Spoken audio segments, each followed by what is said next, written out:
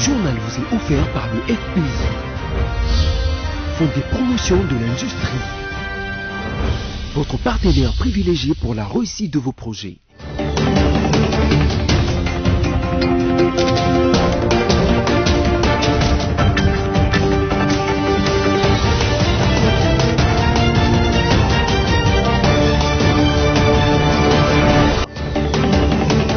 C'est l'heure de vous informer tout de suite les titres de l'actualité de ces journaux.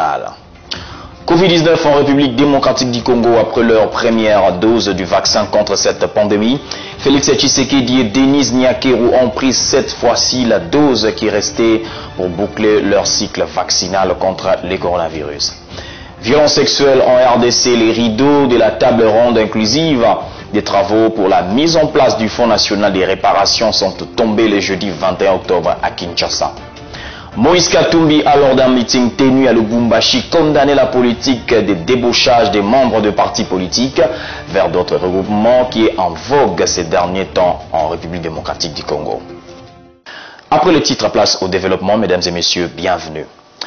Le 12e Forum national en faveur de la vaccination et l'éradication de la poliomyélite s'est tenu le jeudi 21 octobre à Kinshasa en présence du chef de l'État Félix-Antoine Tshisekedi, des parlementaires, des gouverneurs de province et différents partenaires techniques et financiers du ministère de la Santé dont l'OMS, l'UNICEF, PAT et Gavi. Reportage.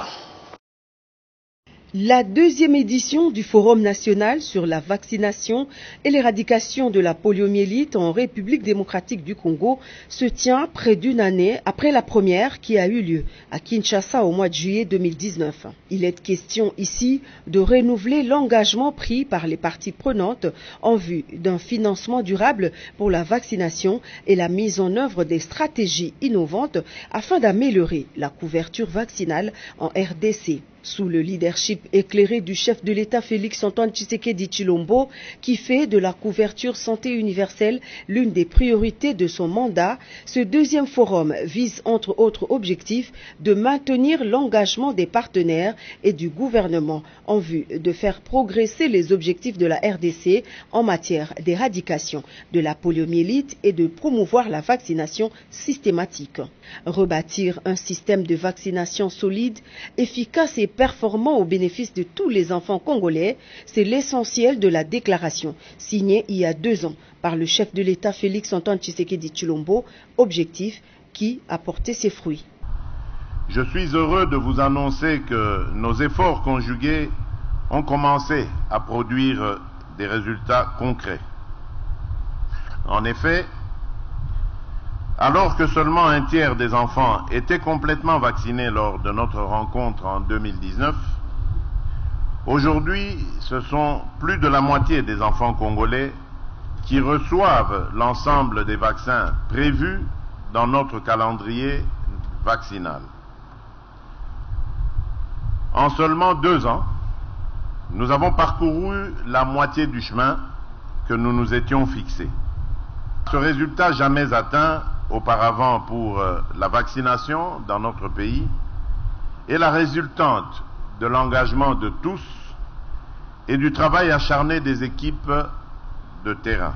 Et dans sa casquette de président en exercice de l'Union africaine, Félix-Antoine Tshisekedi Tshilombo a également indiqué que les efforts sont également fournis afin de propulser la vaccination comme élément clé du programme de santé au cours de son mandat à la tête de l'Afrique. Pour cette deuxième édition, les travaux étaient éclatés en plusieurs séquences. Dans l'avant-midi, les gouverneurs de quelques provinces ont présenté la situation de la couverture vaccinale de leurs provinces respectives. À leur suite, les bailleurs de fonds, les agences du système des Nations Unies, le programme élargi de vaccination et autres structures d'appui du ministère de la Santé publique ont dans leur ensemble rappelé que la vaccination est non seulement un geste de santé publique, mais bien plus un acte de développement.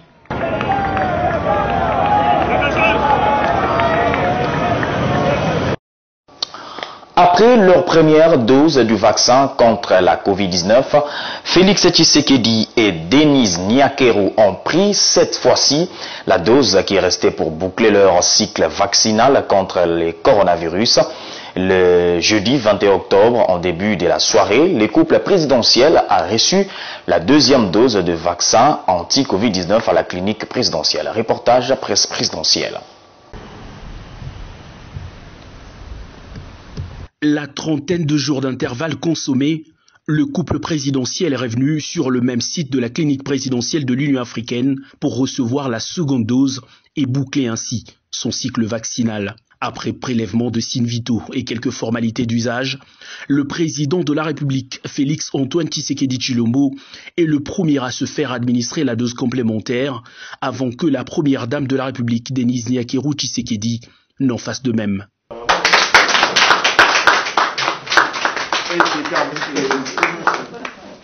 La série d'injections terminée, le couple présidentiel a rejoint ensuite la salle d'attente pour le quart d'heure d'observation en respect du protocole sanitaire. Ordinaire que cela puisse paraître, ce geste posé par le couple présidentiel est d'une grande symbolique. Cette pandémie a ralenti l'économie mondiale et dans notre pays nous en avons eu des répercussions. C'est parce que la production en a pris un coup à cause du fait que la circulation des biens et des personnes était devenue difficile. Donc en se vaccinant, on se protège et on peut travailler sans s'exposer à des risques d'attraper la maladie. Donc c'est très important de se faire vacciner. Sur les champs, le chef de l'État et son épouse ont reçu leur passe sanitaire, comme certains Congolais bien qu'encore minoritaires qui sont déjà passés par les centres de vaccination. D'où cet appel pressant du président de la République. Encore une fois, j'insiste, chers compatriotes, faites-vous vacciner, c'est très important. Pour stopper la chaîne de contamination, renforcer son système immunitaire et mettre fin à la pandémie du coronavirus, une vaccination complète est désormais indispensable. À ce jour, le pays a ouvert plusieurs centres de vaccination dans différents coins, avec de vaccins certifiés par de laboratoires de renom. Pfizer, Moderna ou Johnson & Johnson, à chacun son choix. Toutefois, tous les vaccins se valent. Dans un autre chapitre, le Premier ministre Jean-Michel Samaloukonde a présidé au nom du président de la République la cérémonie de la clôture de la table ronde inclusive sur la mise en place d'un fonds national de réparation en faveur des survivantes des violences sexuelles liées au conflit des autres crimes graves en République démocratique du Congo. On écoute à ce sujet le Premier ministre Jean-Michel Samaloukonde. Mais le plus important à faire est de lutter ensemble par tous les moyens possibles afin d'assurer aux victimes non seulement une réparation sociale mais aussi judiciaire pour que la République démocratique du Congo cesse d'être une pépinière qui engendre des victimes des violences sexuelles liées au conflit. C'est cela qui doit être notre défi commun et ultime. Ce n'est pas une utopie. C'est possible. Et personnellement, j'y crois. Mesdames et messieurs, distingués invités, je vous invite aussi à y croire et à vous engager autant que le gouvernement pour qu'enfin ensemble nous relevions ce défi. Pour clore cette petite adresse, je formule le souhait ardent que les recommandations issues de la table ronde trouvent un écho, un large écho, et que le Fonds national de réparation en faveur des survivantes des violences sexuelles liées au conflit devienne une réalité. Mesdames et messieurs, distingués invités, en vous réitérant les remerciements pour votre attention soutenue, au nom de son Excellence, Monsieur le Président de la République, chef de l'État, je déclare close la table ronde inclusive sur la mise en place d'un fonds national de réparation en faveur des survivants et survivants des violences sexuelles liées au conflit en République démocratique du Congo. Dans l'actualité également, le Premier ministre Jean-Michel Sama Lukonde a échangé le mercredi 20 octobre dans son cabinet de travail. Jean-Pierre Lacroix, secrétaire général adjoint des Nations Unies en charge des opérations de maintien de la paix, au menu de ces tête-à-tête, la mise en œuvre du plan de transition qui a été préparé conjointement par la MONUSCO avec les gouvernements congolais. Suivez. Au menu de ces tête-à-tête, la mise en œuvre du plan de transition qui a été préparé conjointement par la MONUSCO avec les gouvernements congolais, dans un excellent esprit de coopération, selon Jean-Pierre Lacroix, qui s'est confié à la presse à la fin de leurs échanges avec le Premier ministre Jean-Michel Sama Lukonde. C'est un grand plaisir de revenir en République démocratique du Congo et c'est un grand plaisir d'être reçu par son Excellence le Premier ministre et les membres du gouvernement. Nous avons parlé de la mise en œuvre du plan de transition qui a été préparé conjointement avec le gouvernement dans un excellent esprit de coopération. J'ai d'abord tenu à remercier le Premier ministre et les ministres pour l'excellente coopération dans le travail conjoint. Et nous sommes convenus de faire le maximum et vous pouvez compter sur notre détermination, la détermination de la MONUSCO et de tout le système des Nations Unies pour mettre en œuvre maintenant ce plan de transition. Il a aussi remercié son hôte pour ses efforts dans la réalisation de ses travaux et de signaler la détermination de la MONUSCO et de tous les systèmes des Nations Unies pour la mise en œuvre de ces plans de transition. Nous avons un contexte qui est encourageant parce que nous avons cette coopération de très grande qualité avec les autorités congolaises et notamment le gouvernement. Et donc maintenant, nous retroussons les manches, nos collègues de la MONUSCO se retroussent les manches pour faire avancer la réalisation de tous ces objectifs. Cependant, le diplomate onusien a tenu à clarifier un fait pour élever l'équivoque là où certains pensent que ces plans consistent au retrait programmé inéluctablement de la MONUSCO dans 3, 4 ou 5 ans. Situation sécuritaire en Mbandaka, le vice-premier ministre de l'Intérieur et Sécurité, Daniel Asselou, a tenu une réunion importante le jeudi 21 octobre avec les notables de l'Équateur pour statuer sur l'avenir de cette province après l'événement malheureux survenu le 30 septembre 2021 à Mbandaka. Suivez. Nous avons été invités par le VPM par rapport à la situation qui se passe à l'Équateur. Voilà, vraiment, nous avons été bien reçus. À l'Équateur, jusqu'à présent, il n'y a pas d'inquiétude parce qu'il n'y a rien. Mais les spéculations, vraiment, ont fait troubler la population et les gens ne comprennent pas. Je pense que notre population de l'Équateur soit calme. Nous sommes ici, nous sommes tous de frères et sœurs. Je le disais en titre, alors que son appartenance à l'Union sacrée tient plus qu'à la décision de Félix Tshisekedi d'investir Denis Kadima ou pas, Moïse Katumbi commence à se déployer sur le terrain pour annoncer les couleurs de ce qui sera son engagement après l'Union sacrée. Il a condamné la politique de débauchage des membres de partis politiques vers d'autres regroupements qui est en vogue des derniers temps en République démocratique du Congo. Il a tenu ses propos le jeudi 21 octobre lors d'un meeting tenu dans la commune de la Kenya, Lubumbashi, dans le Haut-Katanga. Regardez. Sans drapeau ni banderole, sans aucune annonce, le président Moïse Katumbi n'était qu'en promenade de santé ce jeudi 21 octobre 2021 dans la commune Kenya, Lubumbashi, prenant par surprise ses compatriotes qui vaquaient paisiblement à leurs occupations quotidiennes.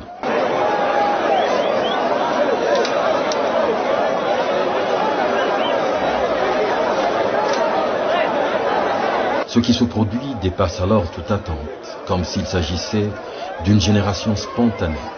Toutes les avenues de cette commune se retrouvent constipées d'un monde innombrable, affluant de toutes parts pour voir, toucher et saluer le chairman.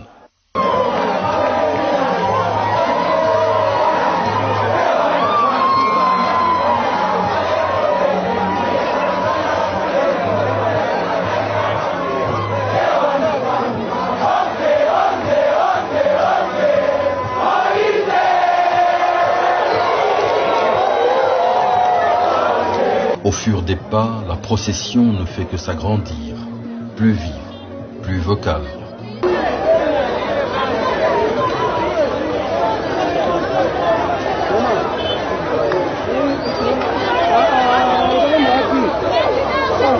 Arrivé aux portes de Brando, il est obligé de faire venir en renfort quelques sonorisations pour parler à l'immense foule.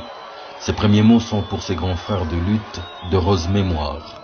Baba Kyungu Akumwanza, Charles Mwando Simba. Ule 12 tulikuwa naye Muyavuni, mimi mkumbuka mkubwa Charles Mwando. Tunasikilizana. Mkubwa Kyungu na yetu Musarie ndio bakubwa wetu walitutangulia kumbele. Tunasikilizana. Une minute ya silence, tuimbe mwimbo wa Mungu, mtume mwimbo wa Mungu moya. Et comment oublier de parler également des sujets politiques de l'heure. Banasema batoto wa Mkenya, batoto wa Mkatanga mnaanza kuwa na boka. Mnaanza kuwa na boka. Mnaanza kuwa na boka. Hatongopake muntu haina vile. Heshima ndio tunaekalaka nayo haina vile. Tunasikilizana. Tulishikia mambo ya seni. Tunasikilizana. Unapata mzuri mfungule masikio na nini? Mfungule masikio na nini? Tunasikilizana. Hatutafute fujo mumkini hata hii moya. Mais haipaswi kuchokoza abantu hapa. On va parler d'éducation dans ce journal. Ce matin, au cabinet du ministre de l'EPST, les représentations des parents de toutes les couches de la province de Kinshasa sont venus manifester leur soutien indéfectible aux actions du ministre Tony Mwaba afin de matérialiser la vision du chef de l'État Félix-Antoine Tshisekedi qui est de l'effectivité de la gratuité de l'enseignement. On les écoute dans ses propos recueillis.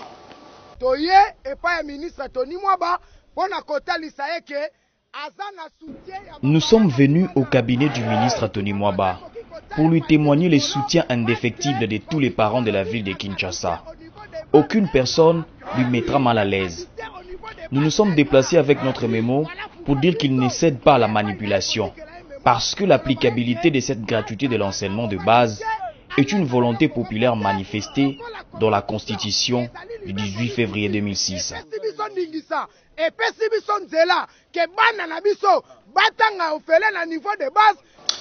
Pollution de la rivière Kassai lors d'une plénière à l'Assemblée nationale. Le député national Guy Mafuta Kabongo, l'élu de Chikapa, déplore les non-déploiements de l'aide humanitaire stockée dans un entrepôt pendant plutôt 34 jours sans être distribuée. On l'écoute. Vous le savez, il y a 3 mois, au mois d'août, il y a eu cette pollution des eaux. Le gouvernement a dépensé beaucoup d'argent avec une mission à la tête, 7 ministres nationaux qui sont allés donner les billes pour une aide humanitaire et les produits pharmaceutiques. Comment concevoir, Monsieur le Président, que l'aide humanitaire soit stockée dans un entrepôt pendant 34 jours sans être distribuée? La question que je me pose, qui est-ce que nous servons? Est-ce que c'est la population que nous servons ou nous servons notre propre ministère? 34 jours, ces produits, ces vivres périssables commençaient à être volés. Et moi, un élu, j'ai dû dépenser également mes frais d'émolument pour aider à ce que cela soit distribué. Avant de prendre la parole, j'ai fait la ronde des 13 zones de santé qui étaient touchées par la pollution pour me rassurer que les produits pharmaceutiques envoyés étaient distribués. La majorité des zones de santé jusqu'à ce jour n'a pas encore reçu les produits pharmaceutiques. Ça fait pratiquement 60 jours. On demande aux infirmiers titulaires de faire le pied de tous ces villages lointains pour Chikapa, les prendre sur les motos, sur les vélos. Alors je me demande comment on peut faire un budget pour une intervention humanitaire sans prévoir la logistique. De deux choses l'une, soit qu'on ne sait pas travailler, soit qu'on l'a fait et que les fonds étaient destinés à autre chose. C'est pourquoi, Monsieur le Président, j'aimerais quand même qu'il y ait un regard par rapport à ce que nous faisons. Nous devons choisir qui est-ce que nous servons, la population ou nos propres familles. J'ai dit je vous remercie. Il s'est tenu à Kinshasa le jeudi 21 octobre, la journée des réflexions sur la télévision numérique terrestre à l'intention des responsables et journalistes des chaînes de télévision ayant immigré vers la TNT. Cette activité a eu lieu au centre culturel Boboto à Gombe, organisé par Olpa. Regardez. C'est une journée de réflexion sur la télévision numérique terrestre TNT, organisée ce jeudi 21 octobre au collège Boboto par l'Observatoire de la liberté de la presse en Afrique, OLPA, à l'intention des responsables et journalistes des chaînes de télévision et a émigré vers la TNT. Les premiers intervenants, Jean-Jacques Ochoudi-Diema, coordonnateur de la Commission nationale d'immigration vers la télévision numérique terrestre, a fait un état des lieux de cette migration à la télévision analogique au numérique en République démocratique du Congo. Nous avons dans cette journée essayé de parler assez rapidement des nouveaux défis que nous devons relever pour que demain nous ayons l'effectivité d'un déploiement de la TNT au niveau national.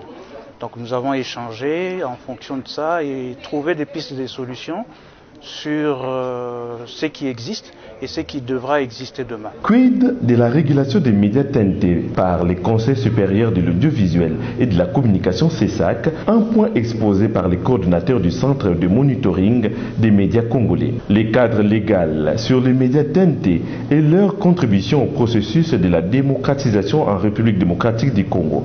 Un sujet abordé également lors de cette journée de réflexion. La TNT, une affaire quinoise? Non, a répondu clairement l'administrateur directeur général du réseau national des télécommunications par satellite, Renatelsat. Richard Rachid souligne que cette télévision numérique terrestre concerne toutes les provinces. Faute de moyens, les échanges se poursuivent sur les déploiements de la TNT sur toute l'étendue de la République démocratique du Congo. Les secrétaires exécutifs de l'Observatoire de la liberté de la presse en Afrique déclinent ici les objectifs de cette journée de réflexion. C'était une façon pour nous de dresser un petit bilan sur l'avancement de cette migration de l'analogique vers la TNT, de voir quels sont les efforts qui ont été faits dans le cadre de l'amélioration du cadre légal sur la TNT et également de comprendre qu'est-ce qui fait que plusieurs provinces congolaises continuent à être à la traîne en ce qui concerne la TNT. Défendre et promouvoir les droits d'informer et d'être informé, fournir une assistance légale et judiciaire gratuite aux professionnels de la presse sont là quelques missions de l'Observatoire de la liberté de la presse en Afrique, OLP. La RDC tient à organiser les championnats d'Afrique des Nations CHAN 2025 et la Coupe d'Afrique des Nations CAN Senior 2029. À cet effet, le coordonnateur national du mouvement des entrepreneurs et cadres congolais, Jean-Willy Kalonji, a lancé officiellement le vendredi octobre dernier à Kinshasa la candidature de la République démocratique du Congo à l'organisation du CHAN 2025 et de la CAN 2029 en présence de plusieurs autorités sportives du pays. Les détails dans cet élément. Comment faire pour que la République démocratique du Congo organise la phase finale de la Coupe d'Afrique des Nations de football? Cette question était au centre des échanges organisés par Jean-Willy Kalonji Chibala, qui avait initié ces projets en 2009. Qu'est-ce qu'il faut pour organiser la CAN? C'est une compétition de football. Nous, à l'époque, quand nous avons initié le projet en 2009, on avait candidaté pour 2016. Donc on avait encore 6 ans devant nous. Et c'était le temps pour nous d'apprêter les infrastructures. Et à l'époque, nous avions choisi comme site Kinshasa, Lubumbashi, Bushimai et Kisangani. Et dans chaque site de compétition, il fallait un stade de compétition internationale avec 4 terrains d'entraînement. Donc, le projet CAN, c'est un plan de développement en ce qui nous permet aussi de faire profiter le pays par la construction des infrastructures. Organiser les championnats d'Afrique des Nations et la Coupe d'Afrique des Nations de football en 2025 et 2029, c'est le meilleur support pour consolider la paix en RDC, a estimé les coordonnateurs de cette structure. Le meilleur support pour consolider la paix dans notre pays, c'est de permettre que la RDC, qui est une grande nation de football, accueille cette fois-ci la Coupe d'Afrique des Nations de football, qui est une véritable fête africaine. Et le projet CAN pour nous, c'est un prétexte. Parce que c'est un projet fédérateur, un projet de développement qui fédère tous les secteurs de la vie nationale. Sur le plan politique, ça mobilise le peuple autour du chef, ça crée la cohésion nationale et ça pèse la tension politique. La voie sur une quelconque candidature de la RDC doit passer par la volonté politique, a évoqué Barthélémy Okito, secrétaire général au sport. En fait, ce que nous faisons comme plaidoyer dans le principe de continuité de l'activité de l'État, nous croyons que réunir, trouver avec tout ce que nous avons ici, ce que nous faisons en 9e jeu de la francophonie, le pays sera doté des infrastructures adéquates pour organiser non seulement la CAN, le jeu africain, pour organiser les championnats d'Afrique de toutes les disciplines. La RDC qui est 2 fois champion d'Afrique pour les camps de la CAN en 1968 et en 1974, ensuite 2 fois vainqueur du CHAN en 2009 et 2016, le pays de Lumumba, à travers le mouvement des entrepreneurs et cadres congolais, plaide à organiser les prochaines plus grandes fêtes du football africain. Ne nous quittez pas, la revue de presse, c'est dans un instant.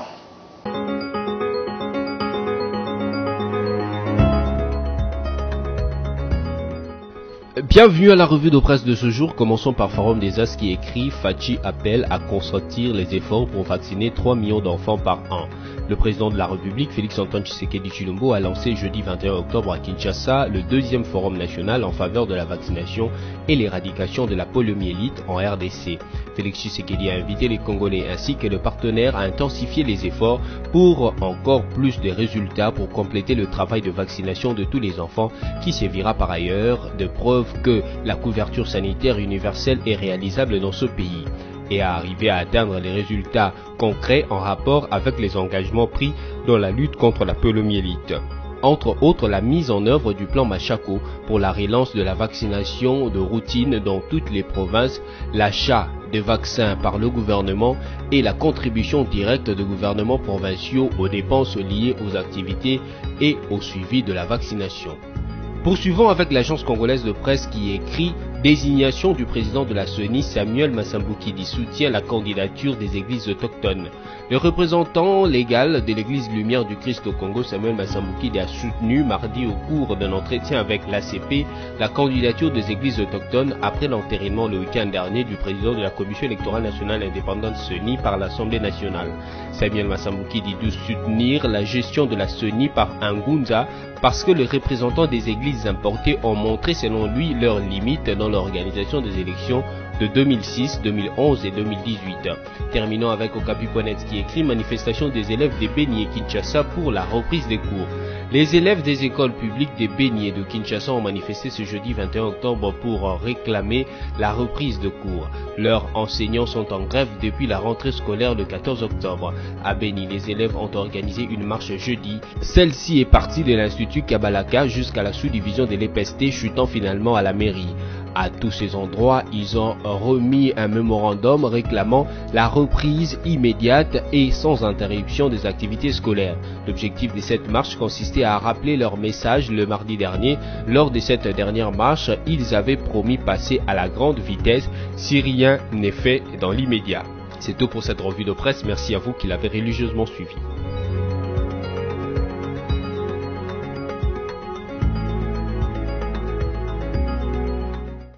Voilà, si vous nous avez pris en cours de diffusion, voici l'essentiel à retenir. Covid-19 en République démocratique du Congo après leur première dose du vaccin contre cette pandémie. Félix Tshisekedi et Denis Nyakeru ont pris cette fois-ci la dose qui restait pour boucler leur cycle vaccinal contre le coronavirus.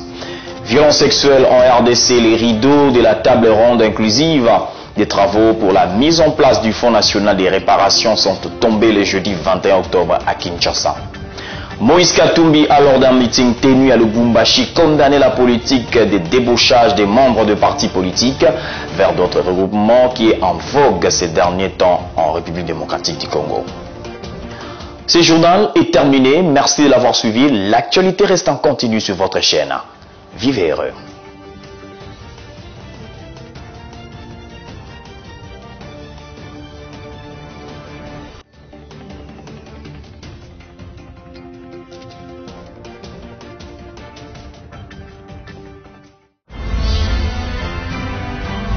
Ce journal vous a été offert par le FPI, Fonds des promotions de l'industrie, votre partenaire privilégié pour la réussite de vos projets.